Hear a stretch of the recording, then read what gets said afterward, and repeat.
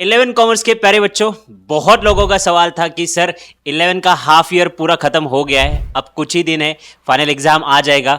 12th की तैयारी कब से स्टार्ट हो रही है? 12 प्लस सीए फाउंडेशन अगर सर हमको करना है तो हमको कब मिलना चाहिए, कब बैच चालू हो रहा है?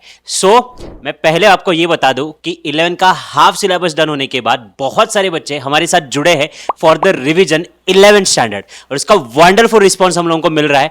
तो आप भी हमारे साथ वहां पे जुड़ सकते हैं एंड जल्दी आपके लिए पूरी इंस्पायर टीम एक धुआंधार धुरंधर ऑफर लेके आ रही है। जो बच्चे 12th और 12th के साथ सीए फाउंडेशन करना चाहते हैं उनके लिए एक स्पेशल ऑफर आ रहा है जो कि वैलिड रहेगा सिर्फ 31 दिसंबर के लिए।